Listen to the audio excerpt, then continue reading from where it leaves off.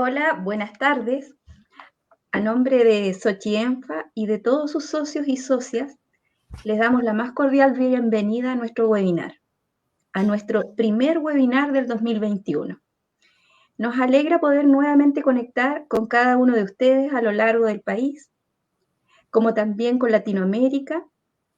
Agradecer a nuestros colegas de Uruguay, de Argentina, de Perú, de México, de Bolivia, y también a las otras sociedades científicas que nos han estado apoyando en la difusión y en la participación. Antes de comenzar, queremos recordar que podrán hoy día participar en un concurso, en una beca Learning de la UTEC Innovares, quien hoy ha querido regalar y premiar la participación de ustedes con este curso de 60 horas, actualización en inmunología, vacuna y cadena de frío. Súper atractivo. Lástima que no puedo participar, pero ustedes sí. Así que para ello deben contestar la encuesta y estar muy atentos porque va a aparecer ahí en el link que vamos a colocar en el chat. Y 10 minutitos antes de terminar este webinar, estaremos ya dando a conocer el premiado. Bueno, antes de comenzar, todos hemos vivido un 2020 y parte de lo que llevamos de este 2021 de una manera eh, diferente. Quizás son tiempos para recordar. Seguro que todos y todas tuvimos más de algo que aprender y de relacionarnos de una manera distinta, de experimentar temores, de la incertidumbre, y muchos de nosotros tuvimos que enfrentarnos quizás a pérdidas dolorosas, ya sea de un ser querido o de personas significativas. Sin embargo, el desarrollo de las vacunas ha sido fundamental para proteger la salud pública y, como todos sabemos, es la única forma que existe para erradicar, para prevenir enfermedades que afectan a toda la población. La creación de la vacuna sin duda implica muchos procesos que deben cumplirse, muchas etapas de control, de testeo que llevan años antes de salir al mercado. Sin embargo, los esfuerzos científicos a lo largo de todo el mundo han dado pasos agigantados en una velocidad impensada y hoy día nos han permitido que el mundo y que Chile, a lo largo de todo nuestro territorio, pudiera durante esta semana iniciar un proceso histórico de vacunación y con mucho éxito. Para muchos de nuestros pacientes, para muchas de las personas que atendemos, como una luz de esperanza y lleno de emociones evocadas. El rol de enfermería en este proceso de vacunación es fundamental y hoy, una vez más, Xochienfa ha querido abordar un tema de interés y de relevancia para la salud familiar y comunitaria a través de este webinar. Este webinar que, asegurando la calidad en la vacunación SARS-CoV-2, enfermería liderando la gestión del cuidado, y para ello contamos con la presencia de un gran expositor, un querido colega, el señor René Castillo Flores, licenciado en Enfermería de la Universidad de Chile, diplomado en Salud Familiar, diplomado en Docencia Universitaria de la Universidad Santo Tomás, diplomado en Geriatría y Gerontología Social, director académico de la UTEC Innovares. René, muy bienvenido a este espacio. Te doy inicio para dar comienzo a este webinar. Que tengas una excelente presentación llena de éxito. Gracias, Mónica, un millón de gracias. Bueno, como muy bien decía Mónica, para mí es un honor que me haya invitado a la Sociedad Científica de Enfermería Familiar y Comunitaria de Chile, Xochienfa, y con gusto poder compartir un área que es tan querida como el área de la inmunización y la salud infantil, fundamentalmente, que es lo que uno ha desarrollado a través de toda su carrera como enfermero y como docente. Y en el área de las inmunizaciones trabajé más de 20 años en distintos centros de atención primaria, algunos de bastante rurales acá y cordilleranos en nuestro país, en Chile, y, y por lo tanto un orgullo poder compartir lo que uno ha aprendido en todo este tiempo con ustedes y de acuerdo a todas las bases científicas que podamos ir viendo durante toda la presentación. Por lo tanto, vamos a comenzar.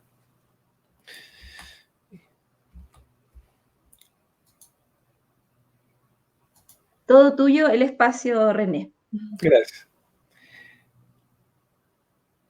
Dentro de lo que vamos a ver, en forma muy general, una tabla de contenido, vamos a ver algunos conceptos bien básicos de inmunología, porque el tiempo no nos da para más. Las vacunas y su impacto en la salud, vacunación segura, y nos vamos a enfocar fundamentalmente en todo lo que es administración de vacunas por vía intramuscular, que es la vía por la cual se administra la vacuna contra el COVID, ¿cierto?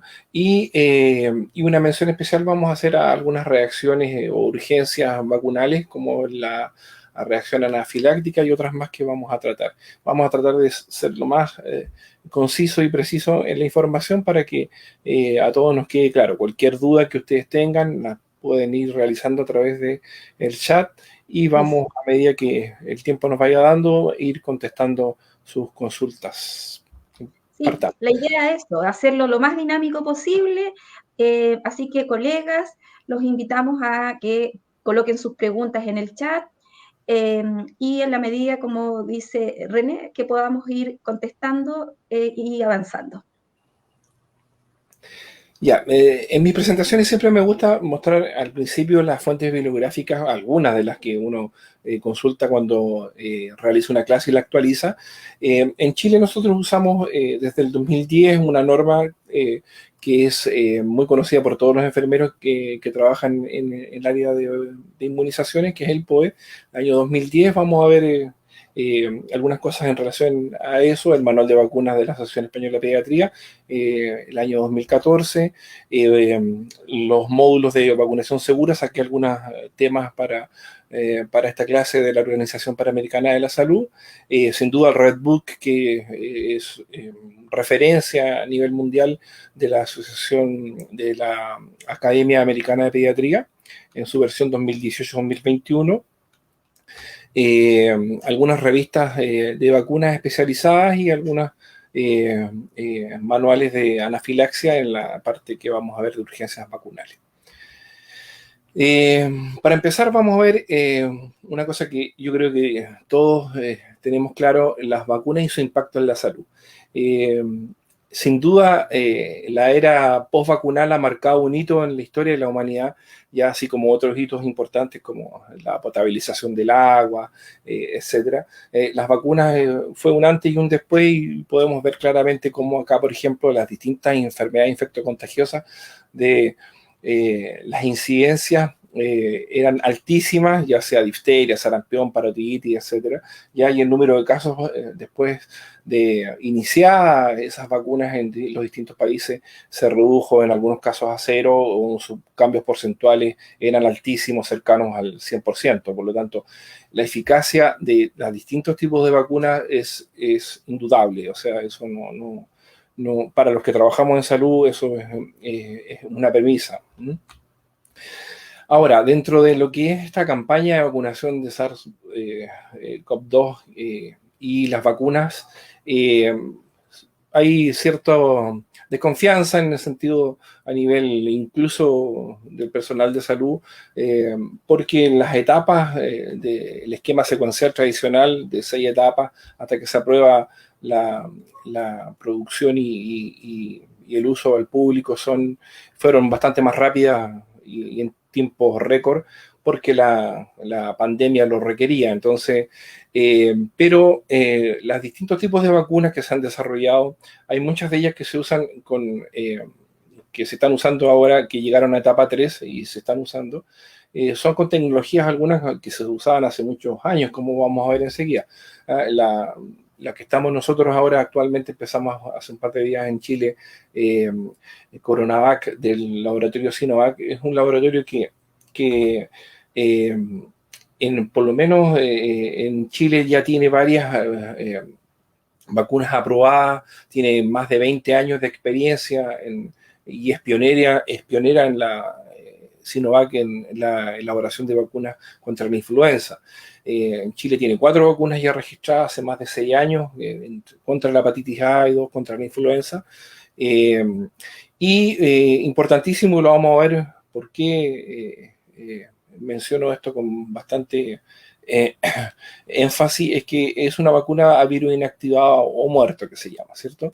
Y esta tecnología es utilizada hace ya más de 70 años y su efectividad ha sido demostrada ampliamente. Por lo tanto, no es, al menos con la vacuna Sinovac, no es una tecnología nueva y por lo tanto más confianza a todos nos debiera dar, tanto al personal de salud como a la población, de usar tecnologías que ya han sido probadas, que son efectivas. En Chile nuestro plan nacional de inmunizaciones es un bien público de alto costo, como en muchos otros países, y tiene, por lo tanto, está garantizado por el Estado en forma gratuita la protección para todos los menores y adultos donde están indicados, ¿verdad? Una cosa no menor, que para que cualquier programa nacional de inmunizaciones sea efectivo, se necesita que el personal sea idóneo, suficiente y capacitado para asegurar que estos servicios se presten en forma segura y eficaz, ¿ya?, hacia la población. Eso no es menor, por lo tanto, todo el personal de enfermería, al menos acá en Chile, que lleva las campañas en forma histórica los programas nacionales de inmunización en forma histórica en nuestro país, así lo sabemos, ¿cierto? Y sabemos la responsabilidad que tenemos con nuestra población en estar siempre capacitados y actualizados en estos temas. En nuestro país, la evolución del Programa Nacional de Inmunizaciones tiene ya bastante historia. El Servicio Nacional de Salud partió prácticamente el año 1952 acá, con la primera vacuna antivariólica, y ahí se han ido incorporando un montón de otras vacunas, ¿cierto? De distintos tipos, inactivadas, atenuadas, etcétera, ¿ya? Para tener un calendario bastante completo hoy en día. Por lo tanto, tenemos bastante historia en relación al Programa Nacional de Inmunizaciones, o antes llamado el PAI, Programa Ampliado de Inmunizaciones, para los que somos más antiguos, ¿cierto? Algunos conceptos generales de inmunología, y que hay algunas cosas que probablemente todos manejemos, ¿ya? La inmunología se trata de que el organismo diferencie lo propio de lo ajeno, y por lo tanto su respuesta inmunitaria esté orientada a eliminar lo ajeno y no lo propio, ¿cierto? Y por lo tanto es característico del sistema inmune ser específico, o sea, la especificidad, ¿ya? Y otra gran característica para que existan programas de inmunizaciones y que las vacunas sean efectivas es la memoria inmunológica, ¿cierto? Si no existiera memoria inmunológica, esto sería inviable. Sería inviable estar colocando vacunas si no existiera esta gran característica que tiene el sistema inmune, y ahí vamos a ver un par de cosas al respecto. Inmunidad, bueno, conjunto de factores humorales y celulares que protegen al organismo frente a la agresión por agentes infecciosos, antígeno, sustancia capaz de interaccionar con receptores de células T o B, ¿ya? Y anticuerpo es la proteína o inmunoglobulina producida por este organismo en respuesta, obviamente, a la acción o al contacto con el antígeno. Eso como concepto general. Y dentro de un resumen de los mecanismos de defensa, todos sabemos que existe una inmunidad innata o natural, que es inespecífica, ¿cierto? Y una inmunidad adquirida, que es la específica, que es acá la que nos interesa, porque es la inmunidad adquirida o específica es la que desarrolla las vacunas, ¿cierto? Y dentro de esas características de estas respuestas inmunitarias específicas, adquiridas o adaptativas también se llaman, hay varias, ¿cierto? Su especificidad, es decir, que cada antígeno desarrolla su propio anticuerpo en forma muy específica. La memoria inmunológica, la expansión clonal, la especialización, etcétera. O sea, hay características que son propias del sistema inmunitario adaptativo adquirido que no las tiene el otro sistema, ¿verdad? Y por supuesto no podemos dejar de mencionar lo que basa los programas de inmunizaciones, que son la inmunidad de rebaño, ¿cierto? Que el grupo protege a los no vacunados y por lo tanto la protección colectiva frente a un agente infeccioso, ¿ya? Se dice, bueno, cada vacuna tiene su propio porcentaje de inmunidad de rebaño, pero se dice en términos generales que se adquiere inmunidad de rebaño sobre un 80% de cobertura de vacuna en la población. Eso en términos generales. En algunas vacunas es un poco más, en otras es un poco menos. Eso hay unas fórmulas y cálculos que se hacen los expertos para determinar cuándo se logra inmunidad de rebaño para cada antígeno, ¿cierto? O cada vacuna. René, ¿y eso, cuánta gente estaríamos hablando más o menos en Chile? ¿En Chile? ¿Sí? Bueno, en Chile, si lo calculamos por 18 millones de habitantes, me pasé o no, somos 17 nomás, ¿sí? Sí. Por 18, estaríamos hablando de, si las matemáticas no me fallan, 3 millones 6, 15, alrededor de 14 millones de personas, 14 millones. Claro. Claro, nos queda un gran desafío como país. Exacto. Y sí, hoy, René, sabes que tengo una pregunta, a lo mejor la podríamos contestar ahora. Canta. Mira, dice, ¿podría salir una PCR positiva tras la administración completa de la vacuna anti-COVID, entendiendo que es un virus inactivado? Bueno, el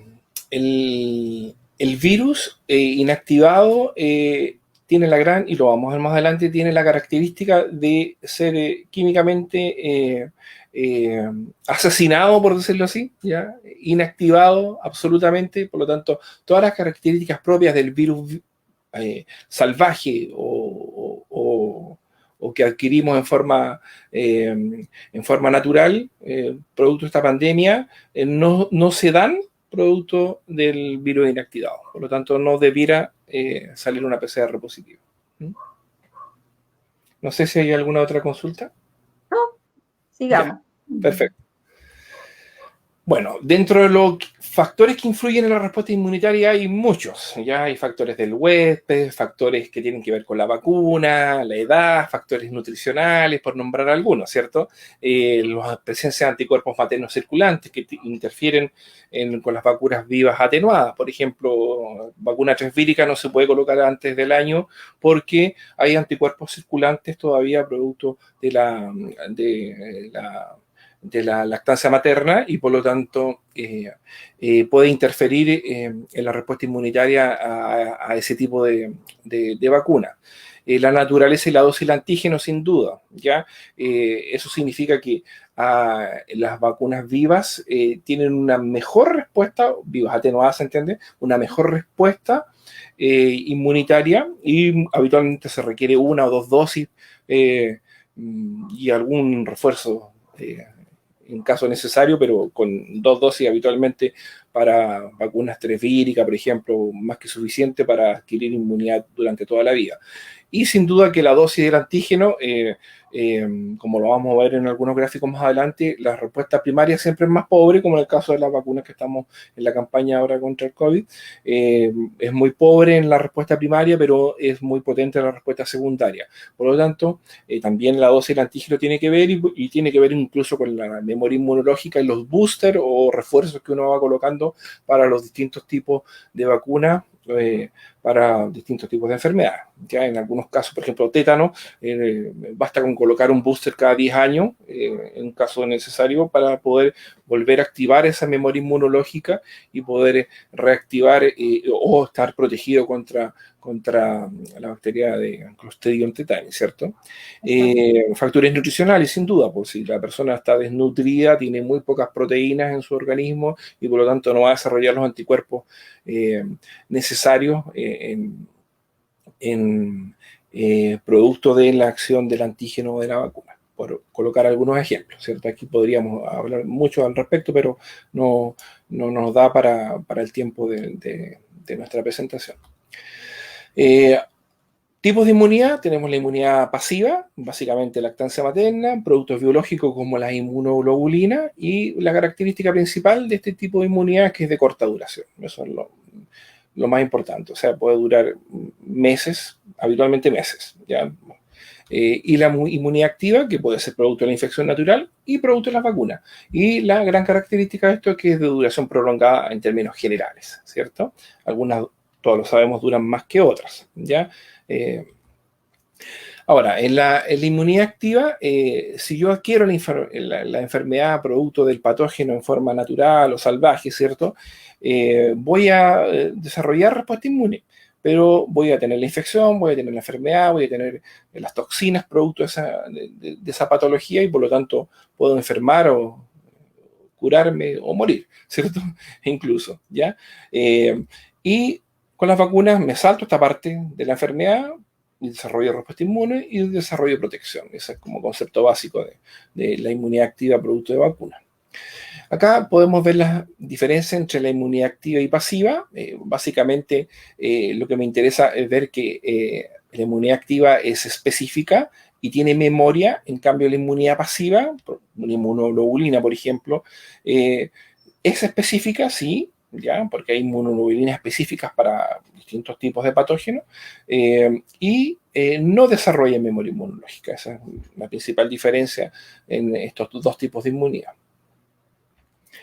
Y este gráfico a mí me gusta mucho porque ejemplifica muy bien el tipo de respuesta y el grado de respuesta de la concentración de anticuerpos versus el tiempo de exposición al primero y el segundo antígeno. Como vemos, a la primera inoculación de una vacuna, ya la respuesta es bastante más pobre, ya, y basada básicamente en IgM. En cambio, cuando se administra una segunda dosis, la respuesta se llama secundaria y por lo tanto es mucho más acelerada la respuesta y la concentración sérica de anticuerpos y básicamente basada en la IgG, que es de mucha mejor calidad y mucho mejor especificidad para poder atacar en mejor forma el antígeno del cual estamos protegiendo a nuestro paciente. Ahora, ¿para qué nos sirve saber el tipo de clasificación? Clasificaciones de vacunas hay varias, ya virales, bacterianas y varias más, ¿cierto? Pero a mí la que más me gusta, porque en términos prácticos, para poder determinar el uso simultáneo de vacunas, contraindicaciones de vacunas, etcétera, etcétera, la clasificación más importante es la que tenemos que tener clara, es la clasificación microbiológica. O sea, ¿qué es lo que nos interesa básicamente cuando estamos enfrentados a qué tipo de vacuna es hoy en día? Es saber si la vacuna es atenuada o es inactivada o muerta, ¿ya? Porque cada una de estas vacunas tienen características especiales. No interesa tanto si es viral o bacteriana, si es un toxoide, si es una unidad, si es un polisacárico conjugado. Esas son especificidades que, si bien es cierto, es bueno saberlas, pero lo más importante es saber si es viva o muerta, como digo yo. O viva atenuada, se entiende, o inactivada o muerta, ¿cierto? Porque esto nos sirve para, aquí está el cuadro de resumen, para poder determinar características que son comunes a estos dos grupos, ¿cierto? Las vacunas vivas, ya el número de dosis son una o muy pocas, como ya lo había señalado, y las muertas son varias. Habitualmente las vacunas muertas e inactivadas requieren varias dosis o varios refuerzos, ¿cierto? Durante la vida. Y por lo tanto, las vacunas vivas tienen menor necesidad de dosis de recuerdo y las muertas mayor. La reactogenicidad, o sea, la capacidad de producir reacciones no deseadas, en las vivas es un poco mayor, ¿cierto? Y en las muertas es mucho menor. Las vivas se pueden replicar en el organismo y pueden causar no la misma enfermedad al microorganismo en forma salvaje, pero sí pueden desarrollar la enfermedad atenuada, ya así como decimos nosotros, no desarrolla un sarampión, puede desarrollar un sarampioncito, ¿ya? Y las muertas no tienen esa capacidad, ¿cierto? El riesgo de transmisión sí puede haber riesgo de transmisión en las vivas, en las muertas no. La respuesta en las vivas es básicamente humoral y En las vivas es básicamente humoral y en las muertas igual, y la diferencia está acá en que la respuesta celular en las vacunas muertas es escasa. ¿Ya? Ese es como estaba el cuadro resumen. Por lo tanto, cuando nosotros vemos esto, podemos determinar, por ejemplo, si una vacuna está contraindicada en el embarazo, ¿ya? O en la lactancia. Si la vacuna es inactivada, básicamente como se llegaron en todos estos estudios de etapa 3, no se alcanzaron a hacer estudios, por ejemplo, en las vacunas inactivadas, como la de Sinovac, en población embarazada o en poblaciones porque está éticamente no es correcto, y por lo tanto no habían los estudios necesarios para avalar el uso, pero la historia nos ha dicho que las bacterias inactivadas no tienen problemas con la lactancia, no tienen problemas con el embarazo, y por lo tanto son absolutamente seguras, y acá no tendría por qué ser distinto, ¿me entiendes? Es lo mismo el uso con otras vacunas. Una vacuna muerta siempre se puede colocar con otra muerta en forma simultánea, y también se puede colocar con una viva, pero si yo sé que la vacuna es viva, inyectable, tengo que pensarlo si la puedo usar simultáneamente con otra vacuna viva inyectable. Entonces ahí están esas diferencias que hacen que en términos conceptuales, yo teniendo claro esto, yo pueda tomar mejores decisiones en el ámbito clínico y saber si una vacuna está indicada en forma simultánea, sobre todo para los esquemas acelerados, cuando los niños o los menores están Exacto. atrasados, ¿cierto? No Oye, sé si hay alguna oye, pregunta. eh, sí, mira, justamente te iba a hacer una pregunta que plantea acá los participantes, que tiene que ver como con la inmunidad activa en el COVID, ¿ya? Nos preguntan cuánto dura y debería vacunarse una persona que está dentro de ese tiempo de memoria activa. Bueno, específicamente en COVID, todo está por verse. ¿Ya? Sí. Todo está por verse. Lo que se sabe hasta el minuto es que la persona con inmunidad activa, si desarrolló, la pregunta es si desarrolló, si hizo COVID, esa es la pregunta, ¿cierto? Si se enfermó por COVID, si se debiera vacunar, ¿eso? Dice, sobre la inmunidad activa en el COVID. ¿Cuánto Ya, dura ya. y debería vacunarse la persona dentro de un tiempo, disculpa, dentro del tiempo de esa memoria activa? Claro, ya, perfecto. Si en el caso que hubiera desarrollado el COVID, eh, la respuesta inmunitaria por los estudios que se han realizado hasta el minuto al, al virus salvaje, ¿ya? A la enfermedad en forma natural, ¿ya? Eh, la respuesta inmunitaria es errática, por lo tanto, no en algunos casos desarrolla buena respuesta inmunitaria, en algunos casos como hemos sabido, se vuelve a enfermar de nuevo 2 veces la misma persona, y uno no entiende por qué, porque habitualmente si En te el fondo. enfermas, claro, por el virus salvaje o el microorganismo de forma salvaje, uno desarrolla una buena respuesta inmunitaria. En este caso, no, todo está por verse, no se sabe cuánto tiempo se desarrolla, ni en virus salvaje ni en vacuna te va a proteger.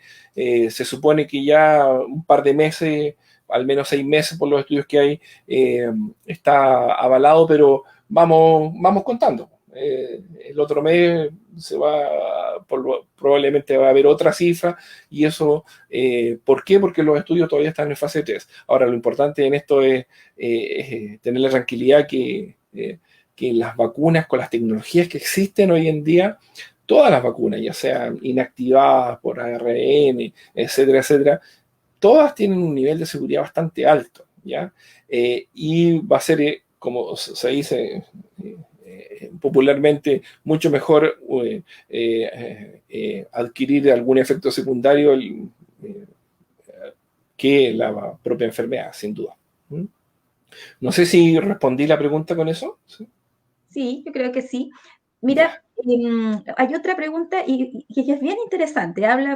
Nos pregunta, sabiendo que el virus es un virus inactivado y que igual es un material genético en el fondo, si puede ser detectado o no. El virus, me imagino que el virus inactivo en el fondo de la... Si puede ser detectado aquí, ¿por qué? ¿Por qué? No entendí eso. Me Detectado. imagino que está preguntando la persona, me imagino que está preguntando si se puede detectar a través de algún examen, Ah, eh, bueno, porque Dice, Entonces, me da la sí. impresión que pregunta por el virus atenuado, inactivo, disculpa, de la vacuna, si este puede ser detectado, ya que es material genético, y me imagino que a través de algún examen eh, genético. Ya, en términos genéricos o conceptuales, cuando tú te administras un antígeno, en este caso el virus inactivado, ya tú no mides la cantidad de virus que tú, o sea, se sabe la dosis que tú administras, pero tú eso no lo mides, lo que mides tú son los anticuerpos que fue capaz de generar ese antígeno. ¿Te fijas? Eso es lo que mides, no mides otra cosa. ¿Te fijas? Porque eso es lo que interesa finalmente, de saber si realmente ese anticuerpo, o sea, ese antígeno fue capaz de producir inmunogenicidad en ese organismo, que es lo que finalmente nos interesa en cualquier proceso de vacunación al antígeno que sea. ¿Ya te fijas? Eso. Súper, súper, súper clarito. Ya. Otra pregunta, nos preguntan, ¿qué es riesgo de transmisión? Que yo me administre una vacuna viva, ¿ya? Y pueda ser capaz de transmitir, por ejemplo, con tresvírica contra el sarampión o paperas o rubiola, y sea yo, producto de la vacuna, sea capaz de transmitir la rubiola a otro individuo. Eso. ¿Ya? Que eso es un riesgo que es escaso, mínimo, pero es un riesgo que pudiera existir como concepto en las vacunas vivas atenuadas, ¿ya? Que son las menos en nuestros calendarios de vacunas. La mayoría son vacunas inactivas, ¿ya? Súper, muy bien. René, mira, nos preguntan, diferencia entre la inmunidad humoral y celular.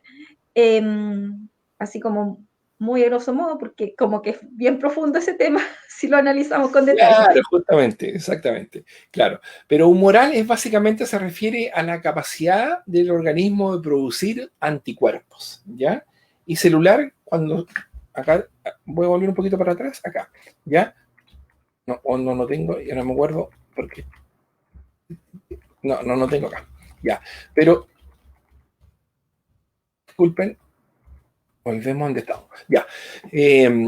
Se refiere básicamente a humoral, como le decía yo, la capacidad de producir anticuerpos, y celular se refiere a las células que son capaces de intermediar o atacar directamente ese organismo, como por ejemplo linfocitos, macrófagos, etcétera, etcétera. Esas son la respuesta celular, que es un poco más inmediata, más rápida, más efectiva, y por eso es que en lo que es la célula o la respuesta a vacunas muertas, eso es escaso, ¿ya? Básicamente las vacunas inactivadas se basan en su capacidad de producir eh, eh, respuesta humoral, ¿ya? Es Ya. súper, Siguiendo, no sé si ¿sí? hay más preguntas. Ya. ¿No? Bien. Vamos. Dentro de los constituyentes de las vacunas, quiero mencionar, yo creo que mucho de esto ya lo sabemos, pero quiero destacar un par de cosas. Básicamente, una vacuna está compuesta por el antígeno, obviamente, propiamente tal, o sea, ya sea vivo o muerto, un ayudante o coayudante que ayuda a potenciar, ¿ya? La respuesta inmunogénica de ese antígeno. Los preservantes son todas aquellas partículas que son que preservan o conservan esa vacuna en un buen estado químico, ¿ya? Para que pueda llegar en forma óptima al individuo y desarrollar respuesta inmunológica. Y diluyentes que si viene diluida o viene liofilizada, también es un constituyente. Pero aquí quiero apuntar fundamentalmente a los coayudantes, ¿ya? Porque eso tiene fundamental importancia incluso en la administración de las vacunas, ¿ya? Entonces, aquí tenemos los antígenos inmunizantes que pueden ser de distintos tipos, ¿cierto? Los diluyentes, soluciones salinas, remanentes líquidos o cultivos u otros, preservantes, estabilizadores y antibióticos. Incluso todos sabemos que dentro de este grupo está el timerosal, muchas vacunas tienen neomicina, por ejemplo, ya para preservar la vacuna, como ya lo decía, en buena forma. Y los ayudantes que incrementan la inmunogenicidad, o sea, no es menor esto. ¿Qué vacunas necesitan ayudante necesariamente? Justamente las vacunas inactivadas, ¿ya?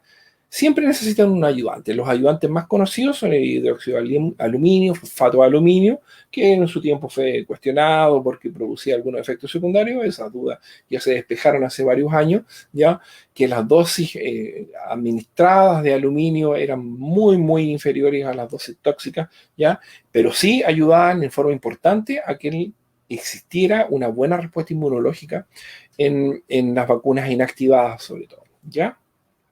Ahí lo vamos a tratar en mayor profundidad y vamos a ver el tema de los coayudantes. Ahora, vamos a ver ahora administración de vacunas. No sé cómo voy con el tiempo. ¿Estoy bien? ¿Sí? ¿Media hora? Sí, perfecto, ya. Dentro de los riesgos asociados a la administración de vacunas, vamos a hablar específicamente de intramuscular. Ya, los inherentes a los componentes del producto, los que derivan en condiciones propias del receptor, o sea, de la persona a vacunar, y en grande, los causados por mala técnica de administración y otros errores humanos, ¿ya? Errores en la técnica, errores en los esquemas abreviados, el uso simultáneo de vacunas, no respetar las edades de administración, la dosificación, las contraindicaciones, son todos errores que se incluyen dentro de una mala técnica de administración. O sea, la técnica no es solamente la aguja y colocarla en cierto ángulo, no es solo eso, sino manejar todos estos conceptos ya están dentro de una buena técnica de administración, ¿ya? Y esas son habitualmente cuando algo no sale bien, hay mayor reactogenicidad, habitualmente es porque hay una mala técnica de administración, ¿ya? Y como vamos a ver ahora en las diapositivas siguientes. Dentro de lo que es el concepto de vacunación segura, ¿ya? Están las prácticas de la inyección segura, es decir, no causar daño al paciente, no causan daño al trabajador de la salud y no causan daño a la comunidad. Esas son como las bases de una inyección segura, o sea, desde que yo administro esa vacuna hasta que yo elimino los productos biológicos, jeringas, agujas, dónde los elimino, cómo los elimino, eso está dentro de lo que se llama la inyección segura.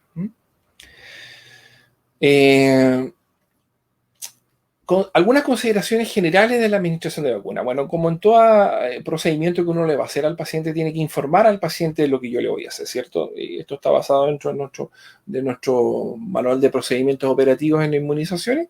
Ya, tanto profesional como técnico, debo informar al paciente qué voy a administrar, qué efectos secundarios le puede provocar, etcétera, etcétera, ¿cierto? Eso está dentro de una administración segura, ¿ya? Hay que ofrecer la posibilidad de hacer preguntas, aclarar dudas al paciente si es que la tiene y siempre proyectar seguridad y confianza en lo que se está haciendo, ¿ya?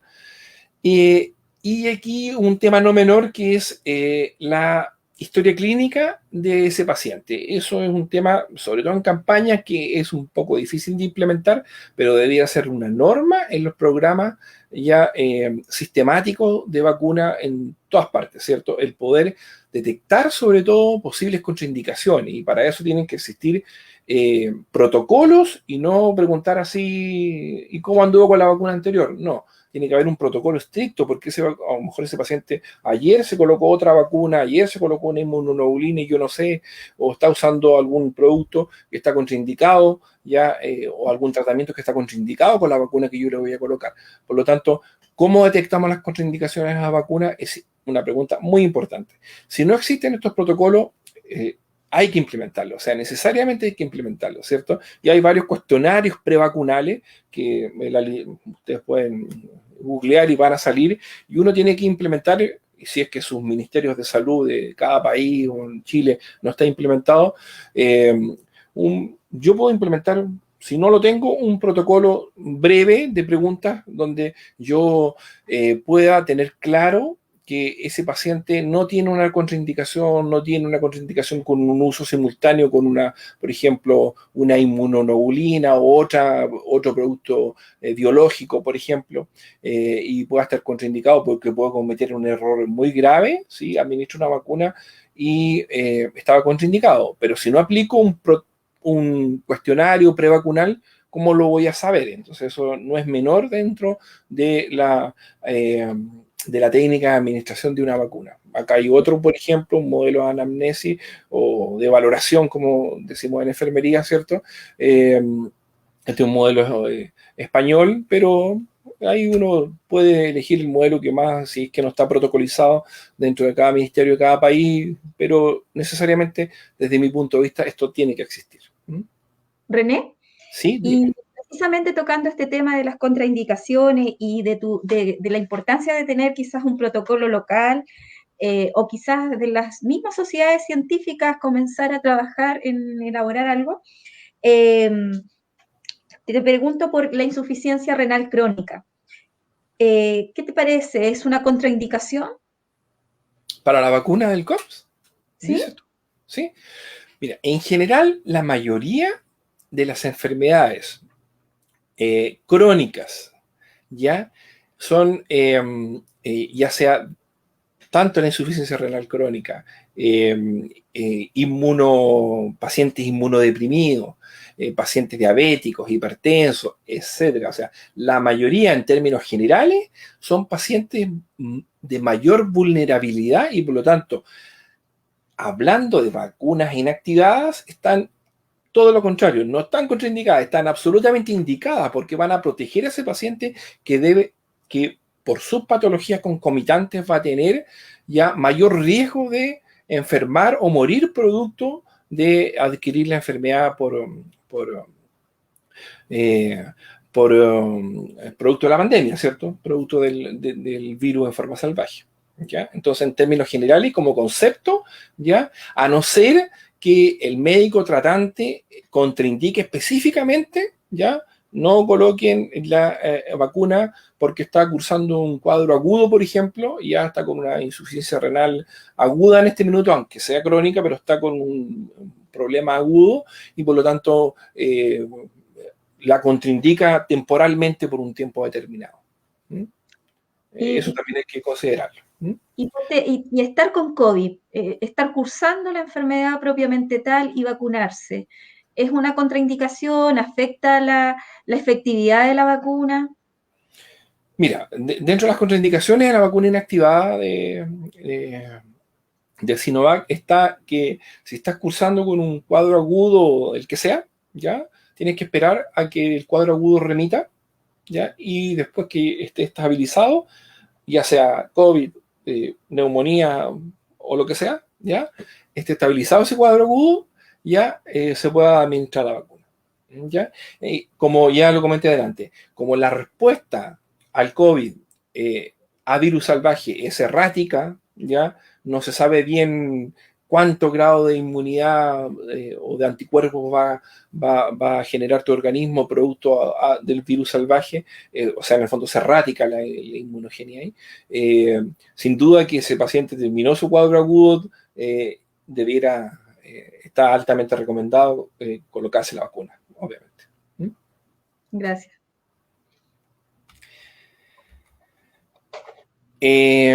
Algunas consideraciones generales en la administración de vacuna.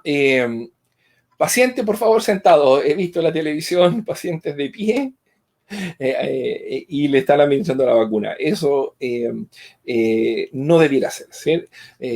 El síncope vasovagal es una reacción ya que uno es inesperada. ¿Ya?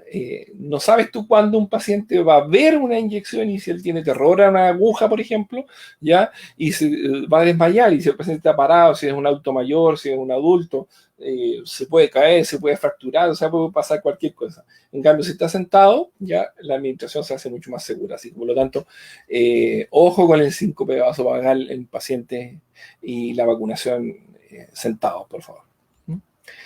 Ya, bueno, dentro de las consideraciones generales también, sin duda, no está de más mencionar todo lo que es precauciones universales, la prevención de infecciones, el lavado de manos, el uso de guantes, al menos en Chile está indicado en nuestra normativa, solo si el profesional o técnico paramédico que administra tiene lesiones en sus manos. ¿Ya? No es una... no es una un requisito indispensable que sea así, ¿cierto? Revisar obviamente la fecha de vencimiento, el aspecto de la vacuna, son consideraciones generales que todos debemos tener. Buscar turbiedad, sedimento, etcétera. O sea, que físicamente esté alterada la vacuna, tenemos que observarlo entre esas consideraciones. Y evidentemente no olvidar ya las recomendaciones de la OMS de cómo lavarse y cómo desinfectarse las manos, porque muchas veces esto pasa un poco al olvido, no nos olvidamos de la técnica y lo hacemos a la chilena o no sé, a la forma que cada uno considera correcta, ¿no? Y eso tiene su tiempo, tiene sus pasos, ¿cierto? Así que no está de más mencionarlo, ¿ya? Ahora, vamos a la administración propiamente tal, ¿ya? ¿Qué es lo que se define como la administración de intramuscular? Corresponde a la administración en el plano muscular, bajo la dermis y el tejido subcutáneo. Parece por orgullo, pero no es menor decir que si la vacuna está indicada en forma intramuscular, tiene que llegar al músculo, pero al músculo, a la masa muscular profunda, donde haya harto músculo. ¿Ya? No sirve que llegue a una masa muscular pequeña o que quede aquí como en la aguja, por ejemplo, que casi tocando el tejido subcutáneo, no. Necesitamos llegar al músculo en las profundidades donde haya harta fibra muscular, ¿cierto? Y ahí vamos a ver por qué, ¿ya? Para introducir este tema, existen lo que se llaman las células presentadoras de antígenos, o sea, cómo se empieza a desarrollar la respuesta inmunológica por vía intramuscular, por vía subcutánea, intradérmica. Tienen que existir estas células presentadoras de antígeno que presentan el antígeno a los linfocitos tipo T, ¿cierto? Que está graficado acá, y ese linfocito T se encarga de comenzar a reclutar el resto del sistema inmunitario para poder desarrollar finalmente la respuesta inmunitaria y los anticuerpos que necesitamos. Por lo tanto, las células presentadoras de antígenos son varias, pues, son macrófagos, células dendríticas, etcétera, ¿ya? Hay de distintos tipos, ¿ya? Y por lo tanto, son sumamente importantes dentro del inicio de la respuesta inmunitaria. ¿Y por qué comento esto? Porque en el tejido muscular, la vascularización, como sabemos, es alta, ¿ya? O sea, hay hartos vasos sanguíneos, ¿ya? A diferencia del tejido intradérmico subcutáneo, que es pobremente vascularizado. Por lo tanto, si yo inyectara en el tejido muscular, ya, como es altamente vascularizado, la absorción sería muy rápida, ¿ya? Y si sumamos a eso, las células presentadoras de antígeno en el tejido muscular hay muy pocas, o es muy pobre en células presentadoras de antígeno. Por lo tanto, ¿qué nos interesa en la administración intramuscular? Que el antígeno se quede un tiempo mayor y se vaya liberando lentamente o absorbiendo lentamente de ese tejido muscular. Por lo tanto, ¿para qué? Para que esté más tiempo en contacto con las pocas células presentadoras de antígenos que ahí existen. Y por lo tanto, desarrolle mejor memoria, o sea, mejor respuesta inmunológica, ¿ya? Por lo tanto, para eso necesitamos, ¿ya? Que hayan coadyuvantes, ¿ya? Y como lo mencioné adelante, los coadyuvantes son hidróxido o fosfato de aluminio, los más conocidos y los más probados, que actúan como depósito y van liberando durante un tiempo más prolongado en el tejido muscular, o sea, mantienen el antígeno ahí y se contactan con estas pocas células presentadoras de antígeno y por lo tanto necesitamos sí o sí que la técnica sea perfecta para llegar al tejido o masa muscular profunda, ¿ya? No sé si se entiende la importancia de eso acá en este punto. ¿O hay preguntas o consultas al respecto? Súper, súper, sí, está bastante interesante lo que estás comentando, así que yo creo que Perfecto. estamos... Ya. Perfecto. Entonces, por lo tanto, al decir intramuscular uno dice, claro, tengo que llegar al músculo, pero ¿por qué tengo que llegar al músculo? Este es el fundamento, o sea, tengo que llegar al músculo sí o sí. Y para llegar al músculo, aquí vamos a ver que las cosas más importantes para llegar a ese músculo. ¿Ya? Pregunta, a ver si alguien nos contesta.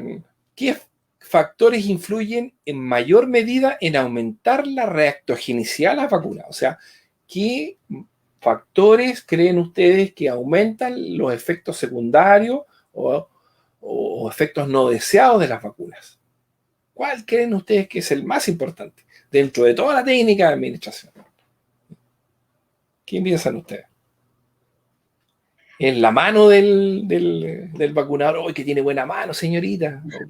Caballero, René, no, era eso, ¿no? ¿No?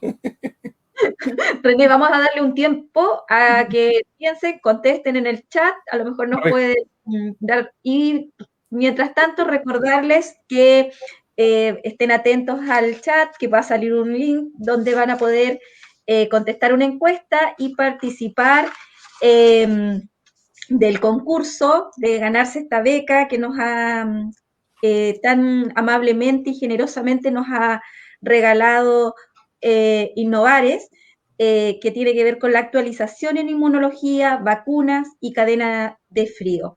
Así que atento ahí al link. Ahora yo creo que ya me están algunos contestando, voy a comentarte. Mira, nos han hablado de el calibre de la aguja. Antonio Méndez nos dice el calibre de la aguja, el largo de la aguja. Violeta Sáez. Ahí ¡Oh, han ido. una alumna mía! ¡Qué bien! Largo de la aguja, bien, Violeta. Entonces, viste, está muy Puso buena alumna. atención a las clases, excelente. Punto para la prueba. Excelente, muy bien. Ya, perfecto. Ya, bueno, tiene que ver con eso, justamente. ¿Ya?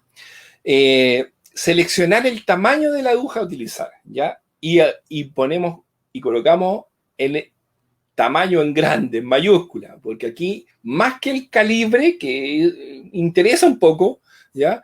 Es el tamaño de la aguja a utilizar la que nos interesa, ¿cierto? ¿Por qué?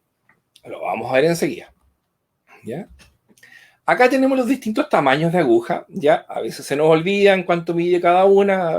Si sabemos, por ejemplo, que la 21G por 1,5 es la que, tradicional, pero a veces nos dicen 38 milímetros y se nos olvida que mide 38 milímetros. Ya, bueno, pero esto es lo que debiéramos manejar como buenos profesionales de enfermería o técnicos en enfermería, ¿cierto? Ya sea el grosor por Gauss, ¿cierto? O el largo que está dado acá por pulgadas, ¿cierto? Por lo tanto, de 13, 16, 25, 25. Podemos ver que la de 25 está en distintos calibres, 25G por 1, 23G por 1, y obviamente como son de 1 pulgada, miden 25 milímetros aprox, ¿ya? Lo mismo que la 22G. Entonces, ¿cuál uso en un caso, cuál uso en otro? ¿Ya? Aquí hay varias recomendaciones al respecto. En las clases que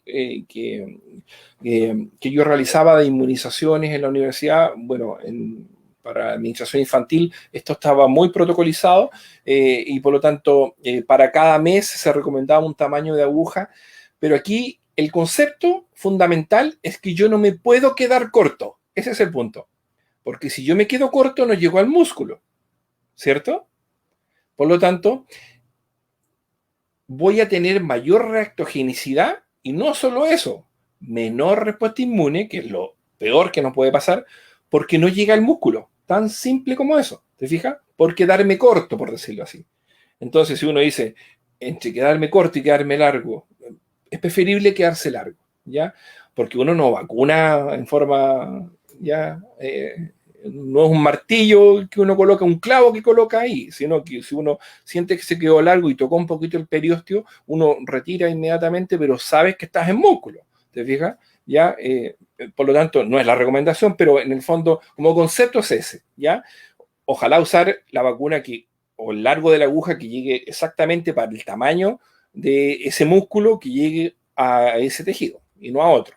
Por lo tanto, para efectos de la campaña, se está recomendando 23G por 1, la celestita esta, o azulita, y la 23G por 1,5 en personas muy grandes o obesas, la de 38 milímetros. Entonces aquí esto no es menor porque en forma estándar yo no puedo, si yo veo que una persona tiene un gran brazo, un gran tamaño ese brazo, mucho tejido adiposo, una persona obesa, ¿qué va a pasar con una 23G por 1? O sea que me voy a quedar corto y voy a quedar en el tejido subcutáneo y por lo tanto no va a llegar el antígeno al músculo y por lo tanto voy a tener mucha mayor reactogenicidad, va a doler mucho más ese brazo, se va a enrojecer, ¿ya? Y lo peor es que no voy a producir respuesta inmune porque no estoy llegando al músculo donde están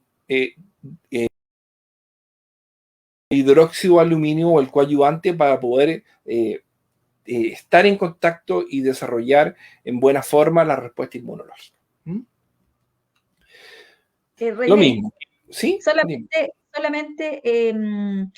hablar para nombrar que también aquí otra persona nos dice la inseguridad del profesional de salud como factor. Claro, es que la inseguridad, desde mi humilde punto de vista, te la dan los conocimientos. ¿Te fijas? Sí. O sea, uno, si tiene los conocimientos y está seguro teóricamente, probablemente, aunque esté recién egresado, o sea, en mis primeras dosis a administrar, pero tengo la certeza de lo que estoy haciendo, tengo buenos fundamentos, que estoy eligiendo la aguja correcta, que estoy tomando, estoy colocando al paciente en la posición correcta, etcétera, etcétera, voy a tener mayor seguridad en lo que estoy haciendo, y eso lo dan las bases teóricas, ya. Exacto. Desde mi punto de vista. Por lo tanto, sí, claro, tiene que ver la inseguridad, pero eso te lo dan los conocimientos y la teoría. Bueno, y para eso estamos acá también, para poder aclarar dudas y despejar y tener mayor conocimiento y por lo tanto adquirir mayor seguridad al minuto de administrar vacunas, ¿cierto? Que es lo que estamos haciendo ahora, ¿verdad? Dale, súper, vamos, René. Ya. Como pregunta, ¿qué consecuencias tiene usar agujas más cortas? Bueno, ya lo dijimos, ¿cierto? La vacuna no llega al músculo, aumenta la reactogenicidad, dolor, enrojecimiento, y lo peor de todo, ya, porque el dolor podrá pasar, el enrojecimiento podrá pasar, pero no hay una buena absorción del antígeno, no hay una buena respuesta inmunogénica, y por lo tanto no estoy logrando mi objetivo. O sea, el paciente no va a lograr una buena inmunogenicidad, una buena concentración de anticuerpos, porque una cosa tan simple, al parecer, ¿ya? Porque elegí una aguja que no era la correcta o una aguja más corta de la que ese paciente necesitaba. Por lo tanto, volvemos a insistir, es la longitud y no el calibre lo que aumenta la reactogenicidad en una vacuna, ya lo explicamos, ¿cierto? Por lo tanto, la longitud es la que importa en mayor medida, tanto para reactogenicidad como para inmunogenicidad, ¿ya? Eso resumiendo lo que acabamos de decir. Ahora, consideraciones con respecto a la jeringa. Algunas bien rápidas. Las jeringas de insulina no se recomiendan, aunque son de 100, por ejemplo, las de 100 unidades traen 1 ml lo mismo, pero no se pueden cambiar la aguja. Entonces, si yo tengo que sacar de un frasco, no puedo cambiar esa aguja, y las agujas son bastante pequeñas, por lo tanto, jamás voy a llegar al músculo. Por lo tanto, descartado, ¿ya? Las más recomendadas, desde mi punto de vista, las de tuberculina, porque permiten una dosificación bastante precisa. Los 0,5 ml están en la mitad de la jeringa, por lo tanto, se visualiza fácilmente. Ocurre lo mismo, un poquito menor grado en la de 3 ml. Igual puedo visualizar los 0,5, pero no es tan precisa, desde mi opinión, como una de tuberculina. Y la que no está recomendada, porque aquí sí que es muy difícil dosificar 0,5 ml, las de 5 ml o más, ¿cierto? Ahora, esta es una pregunta que históricamente todo el mundo se hace. ¿Purgamos la jeringa precargada o no precargada? Da lo mismo. A ver, esta es una pregunta re buena, a mí me gusta harto. ¿Ya? No sé si alguien quiere opinar. Purgamos significa sacarle el aire, ¿ya? ¿Le sacamos el aire o no le sacamos el aire? ¿Ya? Las precargadas, las que vienen ya en la jeringa, traen una cantidad de aire atrás. ¿Le sacamos ese aire? O cuando nosotros extraemos del frasco monodosis o multidosis, lo tenemos que dejar con aire o sin aire. O hacemos esto que aparece acá en la figurita, empezar a sacar el aire, así a golpear la jeringa. Aún nadie nos contesta, pero mientras tanto nos preguntan, ¿se puede utilizar una aguja de 25G? ¿Para un paciente adulto? No especifica, solamente dice 25. No, porque las 23G vienen por uno, ¿ya? A no ser que yo no conozca, o capaz que en otros países existan jeringas 25G por uno. Yo no las conozco. Aquí lo que importa es el largo, acuérdense, ¿ya? Si bien es cierto, se recomienda la 23G por 1 en el paciente adulto porque es más finita, funciona más fácilmente los distintos tipos de tejido que vas traspasando, ¿ya? Pero pero si usas una 21G por 1,5 en un paciente adulto, da lo mismo, ¿ya? Aquí lo importante es no quedarse corto, insistimos. Perfecto. Mira, nos han contestado Katy Díaz y Marley Escala y nos dicen no se saca el aire porque crea un sello. Perfecto, excelente, muy bien. No purgar la jeringa precargado. Ya, por varias razones. Una, porque crea un tapón de aire, que lo vamos a ver al tiro. Y lo segundo es que cuando tú estás golpeando la jeringa, en vacunas existe el concepto de aguja seca, ¿ya? Porque si tú haces este procedimiento y probablemente te salga algo de contenido vacunal a través de la aguja, primero estás perdiendo, si es monodosis, estás perdiendo un poco de dosis de la vacuna. Segundo, estás mojando la aguja y por lo tanto todo el tejido vacunal que está preparado para ser inyectado en el tejido intramuscular va a traspasar todos los planos y por lo tanto aumenta la reactogenicidad, por lo tanto la aguja seca, ya no purgar por esa razón. Y el tapón de aire, ¿cierto? Si no viene precargada, se recomienda dejar una cámara de aire acá atrás, ¿ya? Y eso genera lo que se llama ya una cámara de aire, inyecto el contenido vacunal, e incluso esto es recomendado para los fármacos, cuando yo administro fármacos. Esto he sacado libros de enfermería, no nuevos, bastante antiguos, diría yo, ya, de mis primeras clases como docente, ya, pero lo sigo colocando para ver que esto no es algo de ahora, ya, se recomienda desde hace mucho tiempo. Queda esta cámara de aire y por lo tanto el contenido vacunal o fármaco con esta cámara de aire o tapón de aire evita que refluya por esa mini fístula que yo produje con la aguja. Y por lo tanto disminuyen los efectos o la reactogenicidad, los efectos adversos. Y yo nunca lo había visto, por lo menos en Chile, en ninguna parte. Siempre todo el mundo decía, sacamos el aire, no sacamos, y la primera vez que lo vi, y me alegré bastante porque yo hace como 20 años que transmitía de no purgar, ya lo vi en una norma del año 2018 donde dice que la burbuja viaja por gravedad, y hablan en una norma técnica del año 2018 de los lineamientos operativos de vacuna antiinfluenza, donde recomiendan que no se purgue en el fondo, ¿ya? Lo cual dije yo, bien, no estaba tan perdido, ¿ya? René, ¿hay alguna diferencia cuando es multidosis?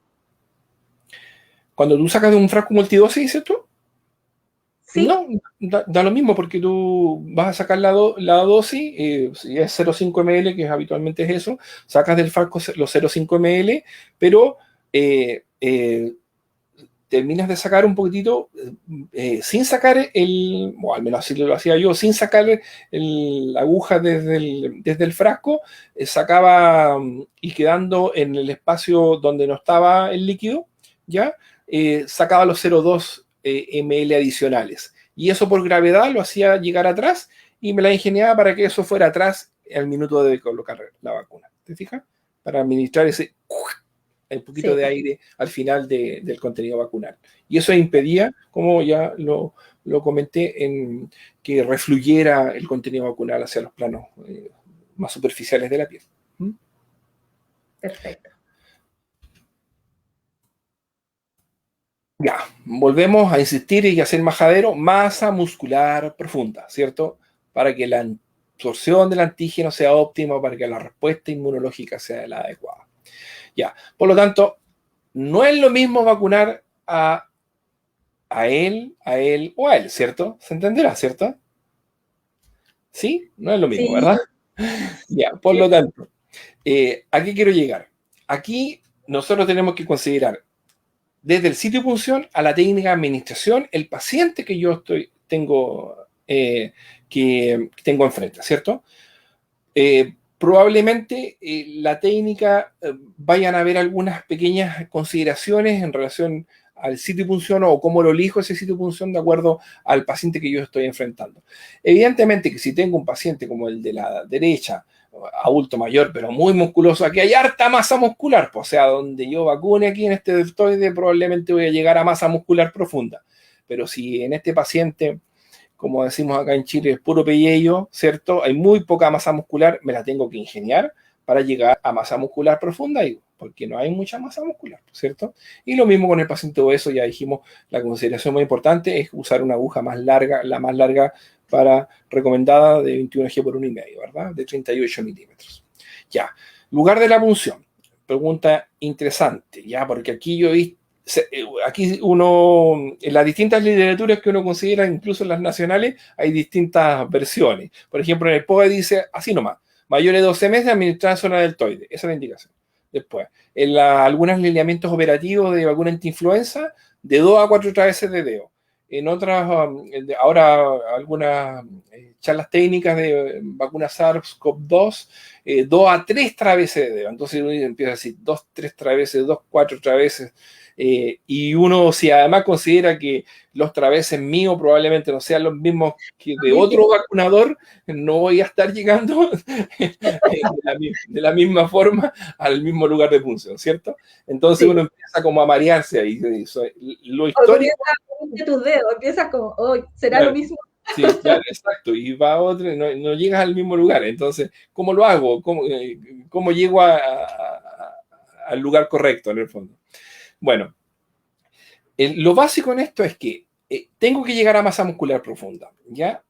Si yo vacuno muy arriba, ¿ya? A ver, disculpen. En términos generales, el músculo deltoide es un músculo muy seguro para vacunar, ¿ya? No tiene estructuras importantes, ¿ya? En el lugar adecuado, o sea, en el lugar que yo voy a funcionar, si lo elijo en forma adecuada, no pasa ni en nervio radial, ni en arterias radiales, humerales, circunflejas, no estamos cerca de ahí.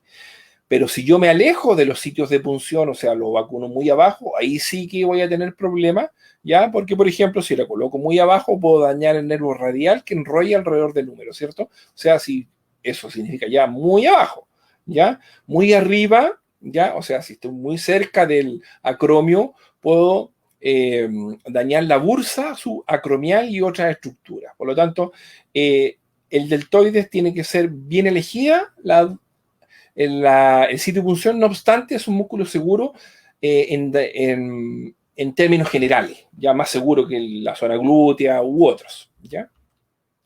Por lo tanto, el método más avalado que yo he observado en la literatura internacional es el método del triángulo, y como es este método, es donde yo elijo o lo que se llama la parte nudosa del brazo, o sea, el acromio, ya esa protuberancia que me da el acromio, 2 traveses de dedo. Acá volvemos a hablar de los traveses, pero aquí ya está un poco más exacto porque hay 2 traveses y me figuro un triángulo con base invertida terminando acá en el deltoide, y en el punto medio estaría el sitio de inoculación, ¿cierto?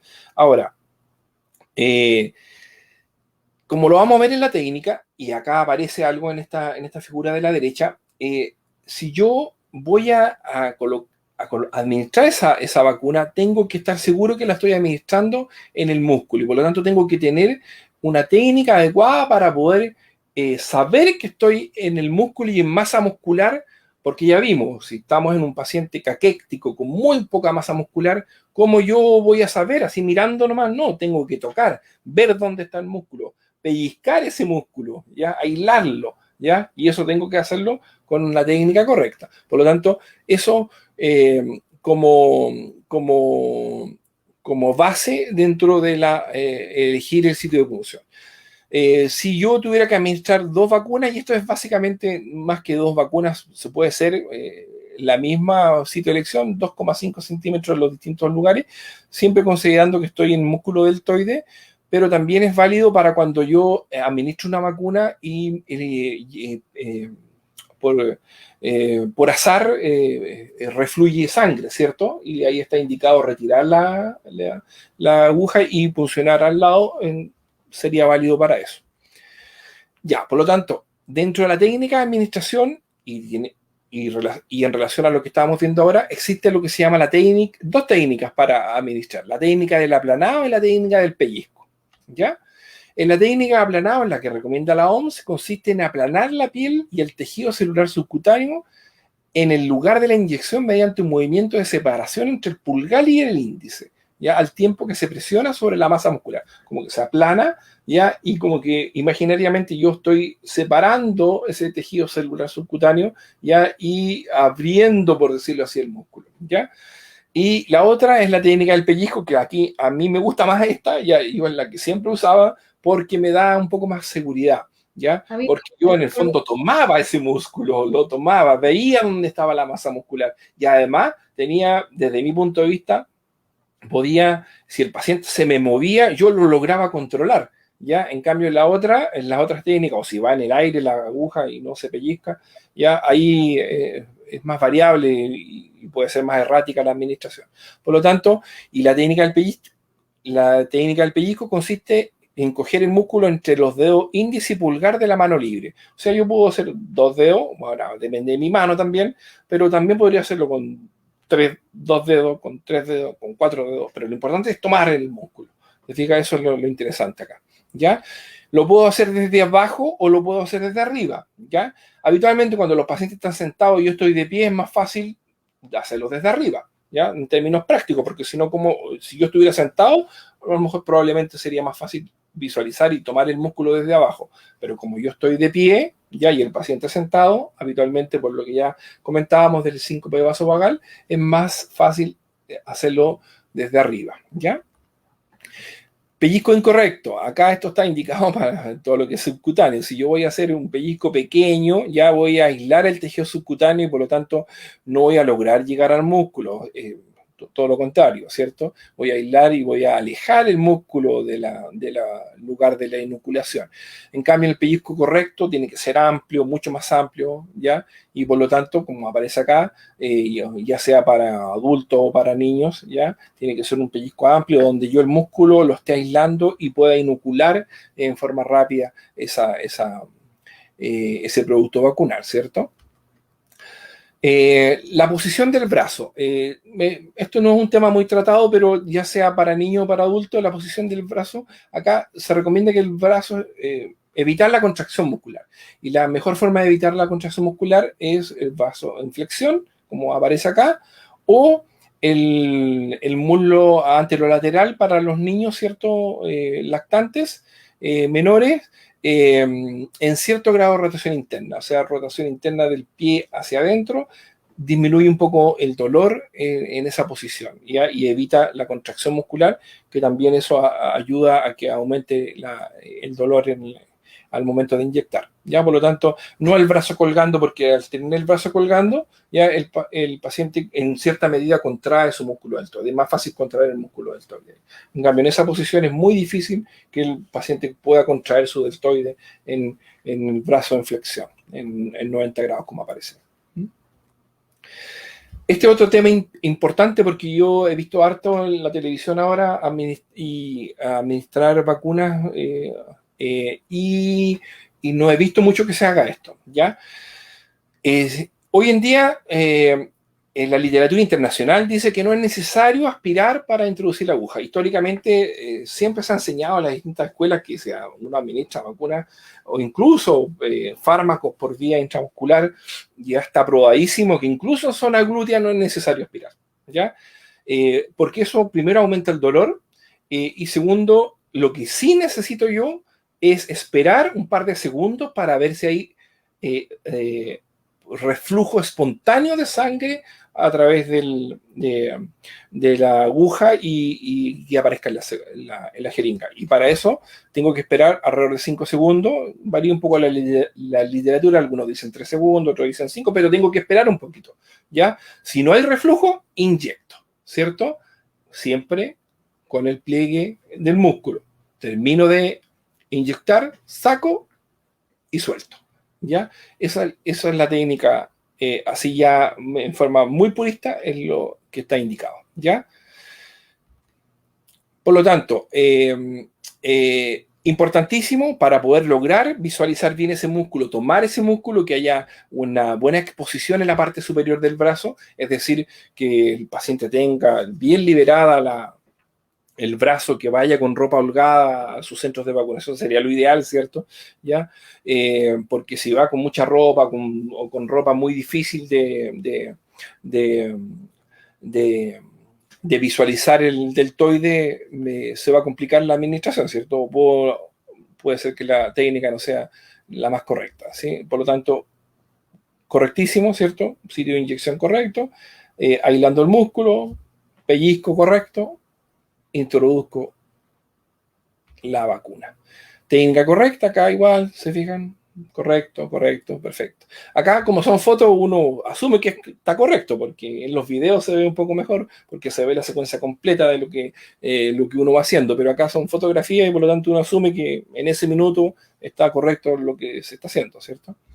Lo mismo acá, pues lo incorrecto uno asume que en este segundo hay algo incorrecto, ¿cierto? Ángulo de 45 grados, muy abajo, acá no hay pellizco, acá tampoco, te fijas, no está aislado el músculo, ángulo inadecuado, sin pellizco, no aislado el músculo, acá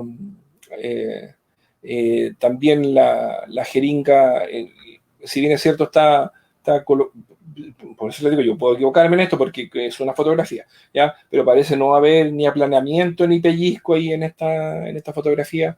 Y acá la jeringa suelta y nomás, pues el paciente se movió, es un desastre. Si no aísla el músculo, bueno, etcétera, etcétera. René, Sí, dime.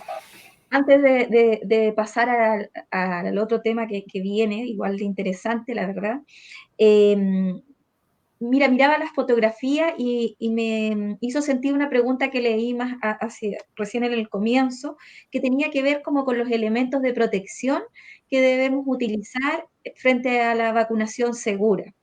Y esto ha sido un tema bien polémico en los equipos del APS, sobre todo en el inicio de la pandemia.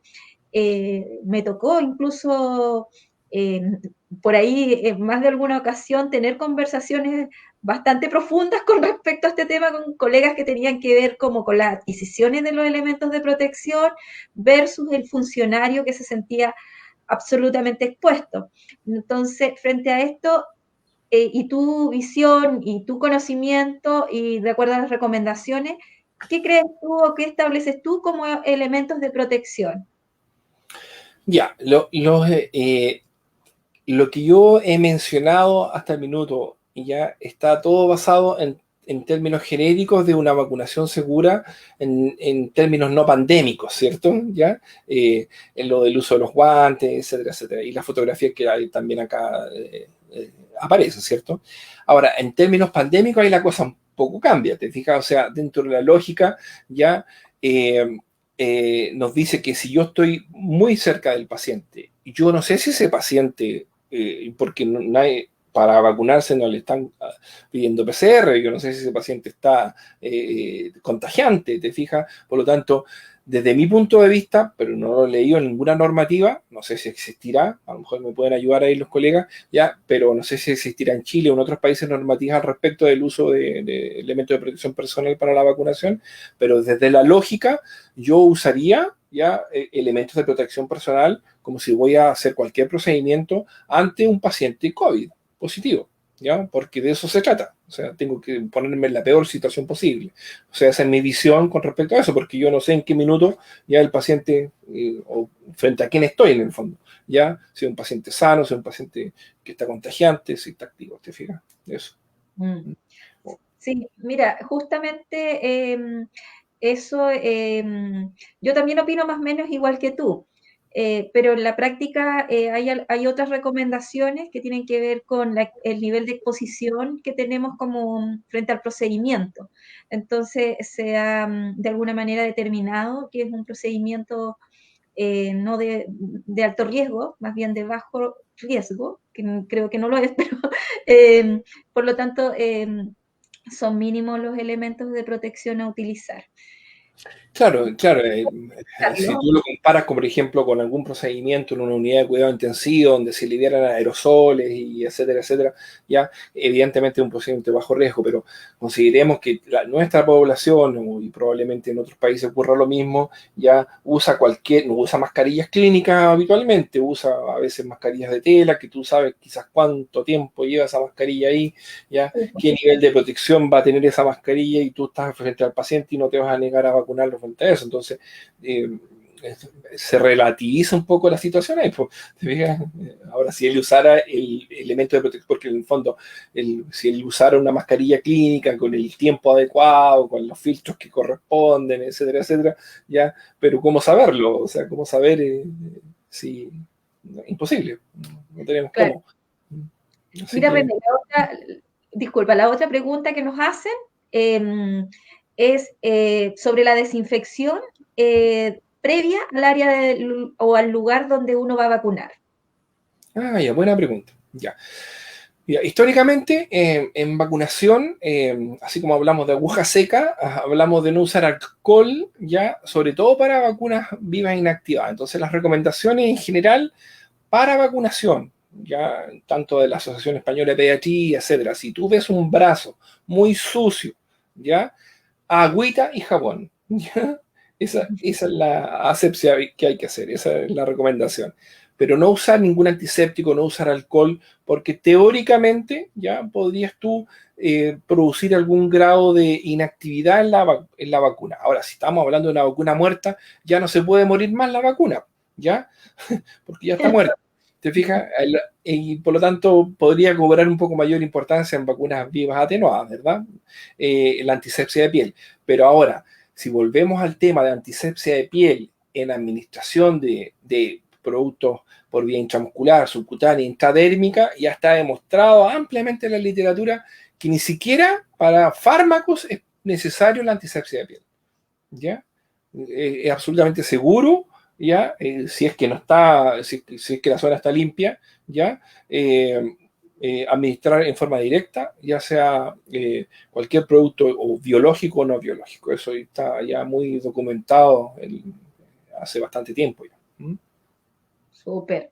Mira, ¿Mm? bueno, ya veo que vamos a pasar al tema de la anafilaxia, así ¿Sí? que solamente aprovechar de saludar a otras colegas que se han ido incorporando.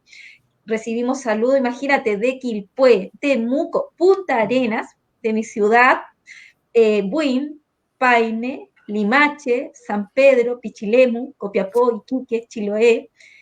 Mira cómo estamos conectados a nivel nacional, pero Ay, qué gran, bueno. ¿cierto? Y además el extranjero, mira, nos acompañan colegas de Uruguay, nos están acompañando de Australia, está nuestra querida Carol ahí, eh, y de Uruguay está la colega Esther Lavaca, así que un beso, un abrazo, y bueno, vamos, sigamos con lo que nos convoca. Qué bueno, me alegro mucho. Mira, ahora ya nos queda, terminamos con el tema de la administración por vía intramuscular. Ojalá que haya podido ser de utilidad la información que les he entregado.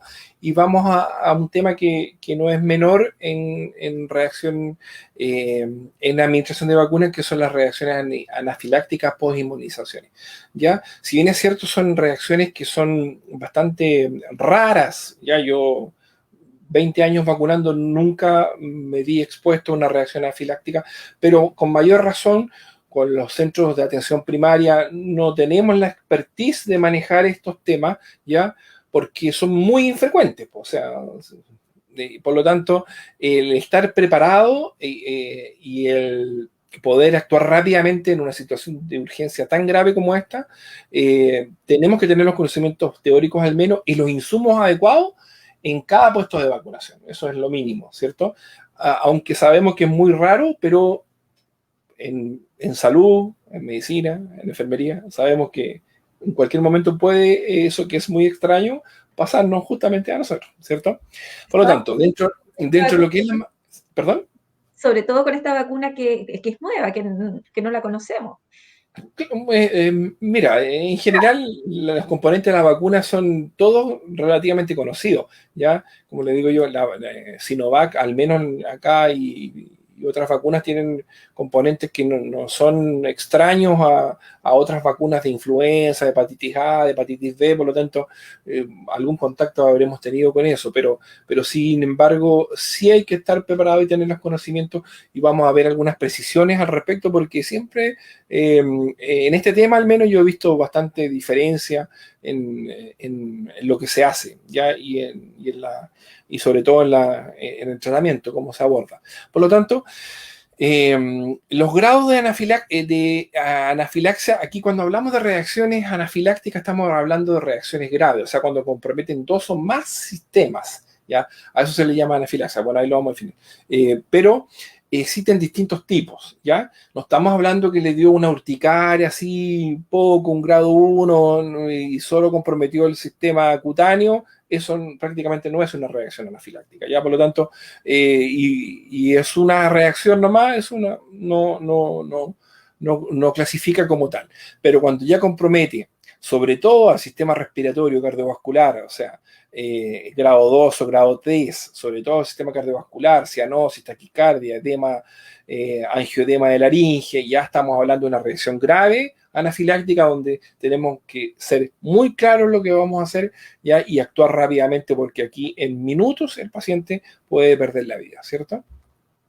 Por lo tanto, el diagnóstico es básicamente clínico, ¿ya? Idealmente un médico tiene que dar las indicaciones, pero si no existe un médico en ese puesto de vacunación, yo tengo que saber actuar y las normas me tienen que avalar, ¿ya? Y así lo hacen, creo, vamos a ver ahí las normas, ¿ya? Para que yo actúe, porque no hay tiempo para llegar a un centro hospitalario a tratar a ese paciente, ¿ya? Por lo tanto, es clínico y la evaluación de tratamiento tiene que basarse evidentemente en todo el contexto ya de paciente grave prehospitalario, o sea, ya sea si es pediátrico las normas PALS o ACLS si es un paciente adulto. Por lo tanto, eso está dentro de ese contexto el tratamiento específico que vamos a abordar, ya. Por lo tanto, eso es importante destacarlo. Después, en la anafilaxia específicamente, ya hay una anafilaxia que se trata en el ámbito hospitalario y en el ámbito extrahospitalario. Nosotros podríamos ir extrahospitalario, ¿cierto? Porque estamos fuera del hospital y hay muchos pacientes y en muchos países que son pacientes que tratan con autoinyectores sus reacciones anafilácticas porque no hay de otra. Ya andan con sus autoinyectores para todos lados, ya, y se administran en la zona intramuscular, en la cara lateral del muslo su adrenalina, ¿cierto? Y eso saben perfectamente cómo hacerlo. Por lo tanto, el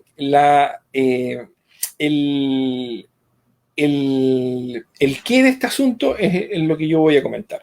Bueno, acá están el carro de emergencia, el balón de oxígeno, o sea, el carro de paro, porque el paciente puede caer en un paro cardiorrespiratorio, los medicamentos, adrenalina, bueno, aquí el más importante, la adrenalina en primer lugar, en segundo lugar la adrenalina y en tercer lugar la adrenalina, ¿ya? O sea, lo más importante que es la adrenalina, ¿ya? Por lo tanto, ese paciente yo no lo puedo privar de su medicamento que le va a salvar la vida, ¿ya? Lo demás es como chaya, por decirlo así, ¿ya? Por lo tanto, tengo que tener los elementos y saber dosificar en forma adecuada la adrenalina que yo le estoy colocando, ¿ya? Lo que les decía, entre 1 a 10 usuarios por cada 1.000.000 de dosis vacunadas presentan reacción anafiláctica. Por lo tanto, la recomendación es entre 15 a 30 minutos. Habitualmente son 30 minutos que se observa al paciente por precaución después de administrar el preparado vacunal, ¿cierto? Y si no pasó nada, que es lo habitual, el paciente se puede ir a su domicilio, ¿cierto? Ante la sospecha de una reacción anafiláctica, debe procederse, evidentemente, instalando al paciente en una camilla, en decúbito dorsal, ojalá solicitando la concurrencia de un profesional médico, molizar el material señalado, que vamos a ver más adelante, que vimos recién, administrar oxígeno con mascarilla y aquí está el problema que les quiero mencionar: preparar una dilución de 1 a 1000 con suero fisiológico, un ml en 10 ml de suero fisiológico. Y eso está en rojo y en una cruz. ¿Por qué lo puse así? Les voy a mostrar enseguida. Nuestra norma técnica, que es el Manual de Procedimiento Operativo del año 2010, induce error lamentablemente. Ya lo tengo que decir. Aquí arriesgo a demanda, como dice un famoso por ahí, ¿ya? Pero lamentablemente la dosificación está mal, o sea, la indicación está mal, induce error, ¿ya? ¿Por qué? Porque aquí dice, el POE dice esto, que se debe preparar una dilución y la adrenalina en una dilución de 1 a 1000. Pero ¿cuál es el punto de esta historia? Es que la adrenalina ya viene, voy a saltarme aquí hasta, la adrenalina ya viene diluida en 1 a 1000. ¿Qué es el 1000? Son 1000 microgramos, o sea, es lo mismo que 1 miligramo. Entonces viene en una solución de 1 miligramo por ml. Y eso ya está diluido en 1 a 1000, por lo tanto no es necesario diluirlo. Por lo tanto, la administración de adrenalina en un paciente con reacción anafiláctica es sin diluir. ¿Ya? Es mucho más simple de lo que todos pensamos. Por lo tanto, aquí el cuadro de dosificación es 0,1 miligramos por kilo de peso, pero si no quiero estar calculando, ya ahí en el minuto hay una tablita donde dice que es menor de 6 meses, 0,05 ml. ¿Ya? Eso significa 0,5 ml, lo que está marcado acá en la primera línea azul de la derecha. Si es de 6 meses a 6 años, 0,12, acá está los 0,12, y así sucesivamente. De 6 a 12 años, 0,25, y en los pacientes adultos, habitualmente la norma es las recomendaciones entre 0,3 miligramos y 0,5. Los autoinyectores traen 0,3 miligramos, ¿ya? Y por lo tanto, ahí podemos referenciar que eso son 3 miligramos que tengo que administrar de forma directa, no se diluye el autoinyector. Acá es lo mismo, ¿ya? Si lo voy a administrar 0,5 miligramos y si voy a repetir incluso esa dosis, son 0,5 miligramos directos sin diluir, ¿ya? Yo no sé si hay duda o discrepancia en este punto porque de fundamental importancia, porque si yo lo diluyo, como voy a explicar ahí para qué sirve esa dilución, ¿ya? Cambia la historia, porque estoy administrando una dosis 10 veces inferior a la recomendada y por lo tanto subdosificando a ese paciente y por lo tanto lo más probable es que ese paciente se fallezca porque la dosis no es la adecuada. No tenemos preguntas todavía. Perfecto. Entonces, ¿cuándo nos sirve la dilución de la ampolla 1 a 10.000? O sea, cuando diluimos 9 cc de suero fisiológico y 1 cc de adrenalina. ¿En qué caso se usa esto? Esto se usa, ¿ya? Y ahí es donde está la confusión. Pero este se usa, está indicado en paros cardiorrespiratorios, pero por vía endovenosa, ¿ya? Ahí sí está en la dilución recomendada, porque es otra vía de administración, ¿ya? Y por lo tanto, sí la dilución en el tratamiento y en el contexto del paro cardiorrespiratorio y las normativas que rigen el tratamiento de ese cuadro, así lo recomiendan, ¿cierto? Por lo tanto, yo... acá está lo que andaba buscando antes. Aquí está lo que aparece. Preparar en dilución de 1 a 1000, adrenalina, epinefrina de suero en 1 ml. Y además dice 10 ml de suero fisiológico, que tampoco daría por ningún lado eso, la dosificación. ¿Ya? Por lo tanto, si alguien quiere rebatir lo que yo estoy diciendo, bienvenidos en las argumentaciones y está el enriquecimiento de lo que estamos haciendo. No, mira, René, lo que en general ha sido muy claro, ¿no? La verdad que de verdad te lo agradezco también en lo personal.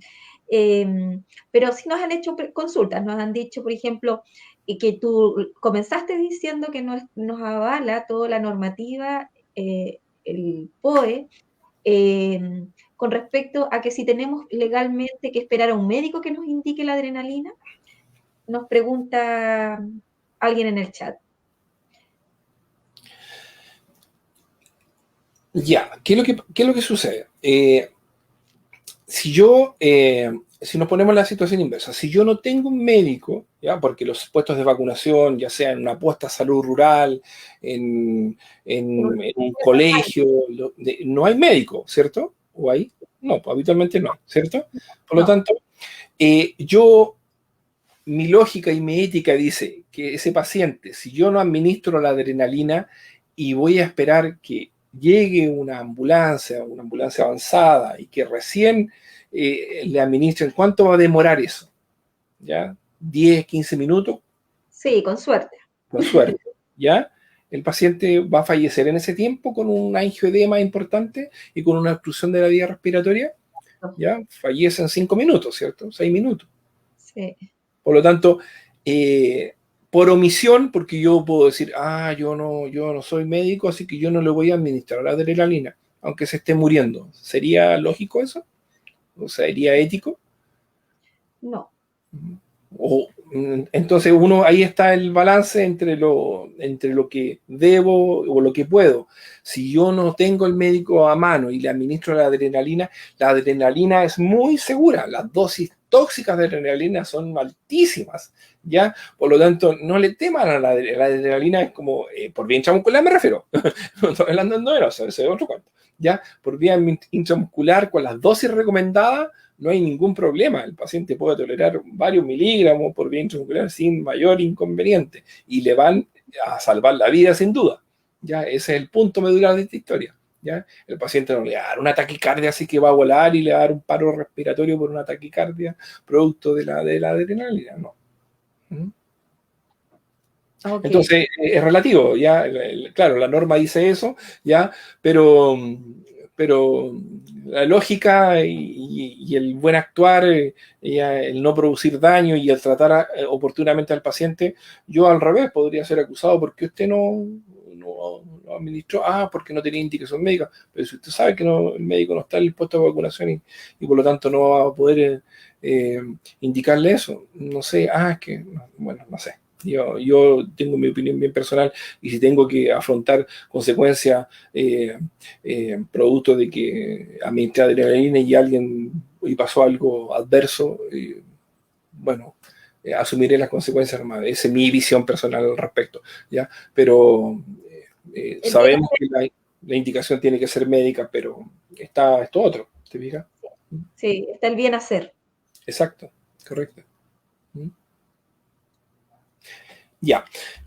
Después, bueno, para ir terminando ya, el tema de la reacción anafiláctica tiene que quedar bien consignado que el paciente hizo una reacción anafiláctica, salió de esa reacción anafiláctica. Saber, el paciente tiene que estar muy claro qué composición, qué producto, porque yo cuando administro un producto vacunal, la reacción anafiláctica puede ser a cualquiera de los componentes, al coadyuvante, al preservante, al antibiótico que traía el producto vacunal, uno no lo sabe, por lo tanto tiene que tener claridad cuáles son los componentes de ese producto para tratar de no administrarse nuevamente ninguno de esos productos porque no se va a exponer a hacer una reacción anafiláctica en otra preparación o en otro producto, en otro fármaco, ¿cierto? Y para terminar, volvemos al desvanecimiento de desmayo, lo que se llama síncope vasovagal. Recalcar que esto afecta principalmente a adultos, adolescentes y adultos jóvenes, y por lo tanto siempre en esta reacción que es bastante inesperada, yo he visto pacientes que se han hecho síncope vasovagal sentados por suerte ya y se desmayan literalmente, o sea, si están parados ese paciente se sacó la mugre, como decimos aquí en Chile. ¿Te fijas? Por lo tanto, hay todos los pacientes sentaditos con seguridad. Si se te desmaya sentado, le da un 5 pedazos vocal, es más controlable la situación y menos riesgosa, ¿cierto? Eso sería todo. Muchas gracias por su Bueno, tiempo y paciencia.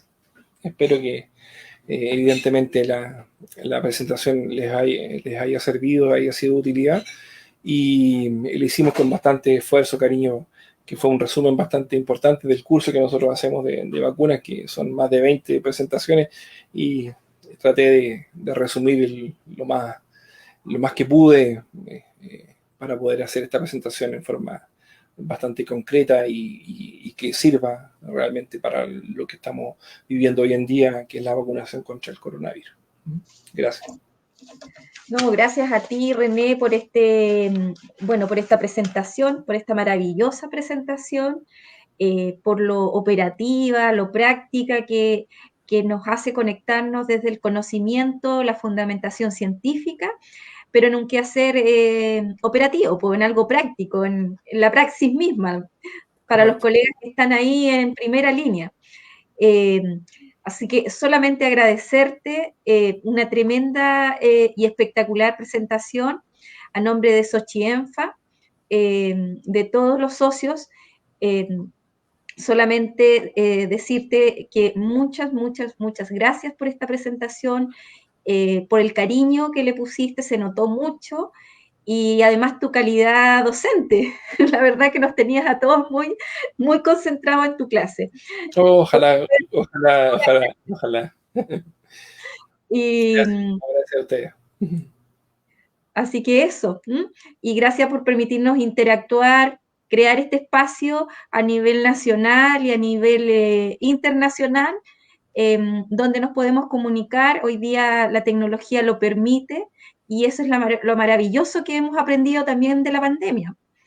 Ya hay muchas cosas que nos ha enseñado y esto es lo hermoso que aparece, que es hoy día contar con estas herramientas que nos permiten conectarnos, conocernos, potenciar nuestro quehacer. Gracias, Mónica. Un millón de gracias, no, a ustedes. Yo encantado de poder haber colaborado, ojalá en parte en lo que se está haciendo y al personal que está, realmente mi respetos a todas las personas que están trabajando en las unidades de pacientes críticos, en los centros de atención primaria, en las campañas de vacunación. Yo lamentablemente, digo lamentablemente porque extraño mucho esa parte me encantaría estar vacunando ahí en primera línea, pero por razones de mi situación actual de trabajo no me lo permite, pero, pero es un trabajo maravilloso. La atención primaria, sobre todo yo hincha de la atención primaria siempre, toda mi vida, es maravillosa y hacen un trabajo espectacular desde mi punto de vista, al igual que lo hacen los colegas del área intrahospitalaria, pero como dicen, en gusto no hay nada escrito, yo siempre fan de la atención primaria, así que gracias a ustedes de todas maneras por la invitación. No, gracias a ti una vez más. Y bueno, vamos despidiendo este webinar. Invitarlos a todos y a todas a ser parte de esta sociedad científica o de la que les sea de su interés. Lo importante es participar, lo importante es crear alianza, y aquellos que estén interesados en participar en nuestra sociedad científica pueden escribirnos al correo contacto@sochienfa.cl y darnos a conocer su interés. Nosotros nos comunicamos con ustedes, les enviamos la información. Y invitarlos a contestar la encuesta que ya está en el chat, para que se ganen esa super beca que la OTEC nos ha regalado hoy día, que es una tremenda beca. Así que yo ya de verdad me hubiese gustado estar participando.